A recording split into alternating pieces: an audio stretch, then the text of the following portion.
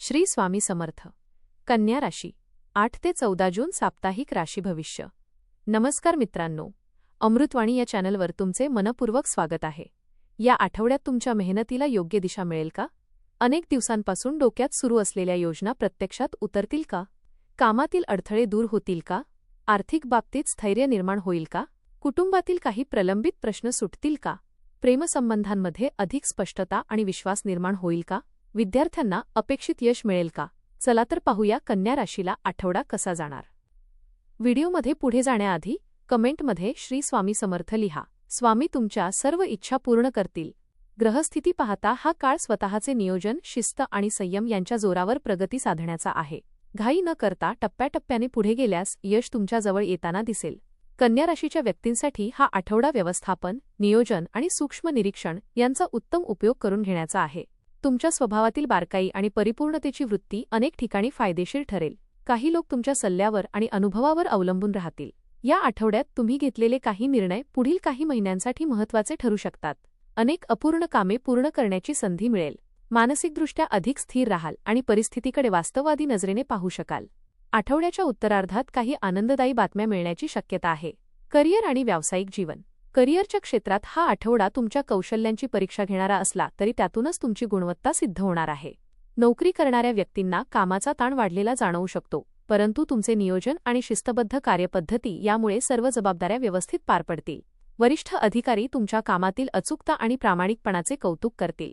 काही जणांना नवीन प्रकल्प किंवा महत्त्वाची जबाबदारी मिळू शकते. व्यावसायिकांसाठी हा आठवडा व्यवहारांमध्ये सावधगिरी आणि दूरदृष्टी बाळगण्याचा आहे. नवीन ग्राहक मिळण्याचे संकेत आहेत.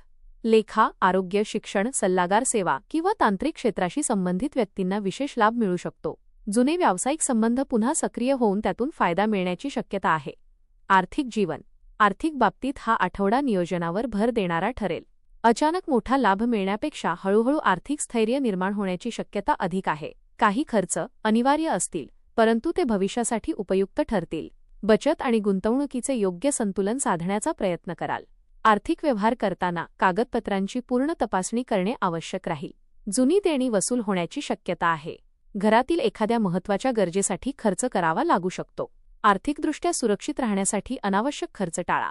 दीर्घकालीन गुंतवणूक आणि भविष्यातील नियोजनासाठी हा काळ योग्य ठरू शकतो. कौटुंबिक जीवन. कौटुंबिक जीवनात या आठवड्यात समजूतदारपणा आणि संवाद महत्त्वाची भूमिका बजावतील. घरातील काही विषयांवर चर्चा होऊन सकारात्मक निर्णय घेतले जाऊ शकतात. कुटुंबातील सदस्यांना तुमच्या मार्गदर्शनाची गरज भासेल. तुमच्या शांत आणि संयमी स्वभावामुळे अनेक वाद टळू शकतात. ज्येष्ठ व्यक्तींचे अनुभव आणि मार्गदर्शन लाभदायक ठरेल. घरात एखाद्या शुभ कार्याची तयारी सुरू होण्याची शक्यता आहे. भावंडांशी संबंध अधिक दृढ होतील. मुलांच्या शिक्षण किंवा प्रगतीबाबत आनंदाची बातमी मिळू शकते. कुटुंबासोबत घालवलेला वेळ मानसिक समाधान देईल. प्रेम आणि वैवाहिक जीवन. प्रेमसंबंधांच्या बाबतीत हा आठवडा भावनांपेक्षा समजूतदारपणाला अधिक महत्त्व देणारा आहे. जोडीदारासोबत भविष्यासंदर्भात गंभीर चर्चा होऊ शकते. प्रेमी युगुलांना नात्याची दिशा अधिक स्पष्टपणे समजेल. काही गैरसमज संवादाच्या माध्यमातून दूर होतील. वैवाहिक जीवनात परस्पर सहकार्य आणि जबाबदारीची भावना वाढेल. जोडीदाराकडून महत्त्वाच्या प्रसंगी पाठिंबा मिळेल.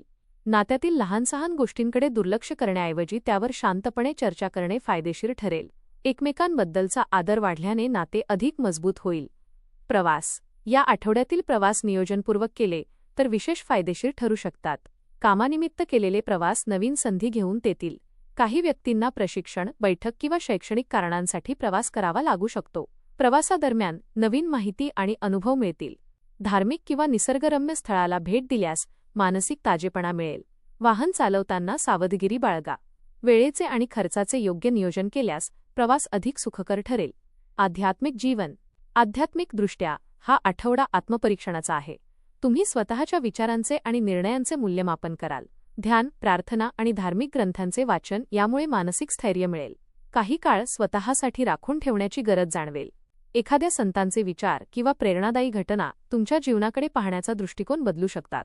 सेवा कार्य किंवा दानधर्मामध्ये सहभागी झाल्यास अंतर्मनाला समाधान मिळेल. ईश्वरावरील श्रद्धा अधिक दृढ होईल. शिक्षण.